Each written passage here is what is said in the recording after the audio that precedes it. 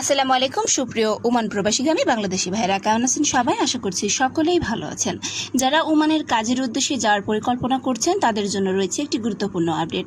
তবে শুরুতেই একটি বিষয় পরিষ্কার করে বলি, সামাজিক যোগাযোগ মাধ্যমে অনেকেই দাবি করছেন যে ওমানের সব ধরনের শ্রমিক ভিসা পুরোপুরি খুলে গেছে, কিন্তু এখন পর্যন্ত এমন কোনো সরকারি ঘোষণা নেই। তাই গুজবে বিশ্বাস না করে সর্বশেষ সরকারি তথ্যের উপর নির্ভর করাই সবচেয়ে নিরাপদ। সাম্প্রতিক সময়ে বাংলাদেশ ও ওমানের মধ্যে উচ্চ পর্যায়ের বৈঠকে ইতিবাচক অগ্রগতি হয়েছে। এই বৈঠকে ওমানের শ্রমমন্ত্রী জানিয়েছেন 2023 সাল থেকে অদক্ষ ও অর্ধদক্ষ কর্মীদের নতুন ওয়ার্ক ভিসা সাময়িকভাবে স্থগিত রাখা হয়েছিল। মূলত দেশটিতে অবস্থানরত অনিয়মিত বিদেশি কর্মীদের বৈধ করার প্রক্রিয়া শেষ করার জন্য। একই সঙ্গে তিনি আশ্বাস দিয়েছেন বাংলাদেশিদের জন্য কাজের ভিসা পুনরায় চালুর বিষয়টি এগিয়ে নেওয়া হচ্ছে এবং এটি শীঘ্রই কার্যকর করার লক্ষ্য রয়েছে। আরও একটি ইতিবাচক বিষয় হলো দক্ষ কর্মীদের প্রতি ওমানের আগ্রহ বেড়েছে। বিশেষ করে প্রকৌশলী, চিকিৎসক, নার্স এবং অন্যান্য দক্ষ পেশাজীবীদের জন্য সুযোগ বাড়ানোর বিষয়ে দুই দেশের মধ্যে আলোচনা হয়েছে। ফলে যাদের কারিগরি দক্ষতা, অভিজ্ঞতা এবং প্রয়োজনীয় যোগ্যতা রয়েছে তাদের জন্য ভবিষ্যতের সুযোগ আরও বাড়তে পারে। তবে যারা এখনই ওমানে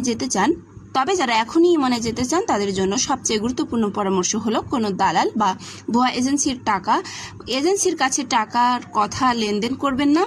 ভিসা সম্পূর্ণভাবে চালু হয়েছে এমন দাবি করে কেউ যদি অগ্রিম অর্থ চায় তাহলে অবশ্যই সতর্ক থাকবেন।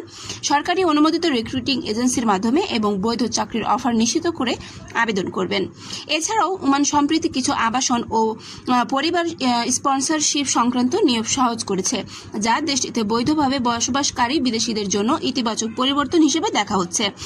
যদিও এটি সরাসরি নতুন শ্রমিক ভিসা নয়, তবুও একটি প্রবাসী বান্ধব নীতির একটি অংশ হিসেবে বিবেচিত হচ্ছে।